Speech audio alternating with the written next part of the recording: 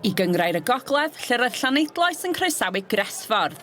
Bron i'r tîm cartra sgorio o fewn 2 funud, ond 2 arbediad gwych gan cyn golgeidwad prestatyn John Hildent yn ei chadw hi'n ddi-sgôr. Roedd Gresffordd yn llawn hyder ar ôl cyrraedd pedwaredd rhwng Cwpan Cymru'r penwythnos dwytha, a nhw aeth ar y blaen diolch i gôl George McCready wedi 7 munud. 2 funud yn ddiweddarach ac roedd Llanidloes yn gyfartal. Pas hyfryd gan Elliot Jones yn canfod Ashley Evans yn y cwrt, a'i beniad yn un cywir i guro Hildent yn y gôl.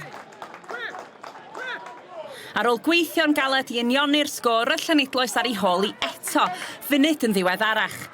Gwaith gwych gan Paul Johnson yng nghanol cae i greu'r cyfle, ac yna Turner yn gorffan yn gelfydd, 2 gôl yn y 10 munud agoriadol am gêm.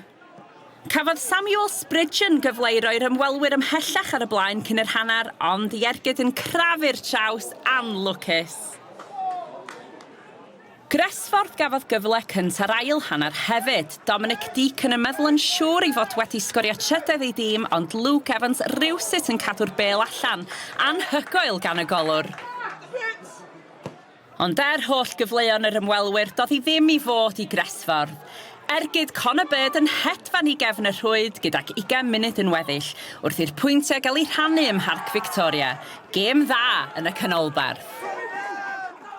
I think first half, I think we got the formation wrong, but we adapted then to make it better for us. Got the goal, but then sloppy goal to give away after we've scored, but probably fair result in the end. Wasn't a great game really. I thought it was really competitive. I thought we started really well. Took a bit of the confidence from last week's performance.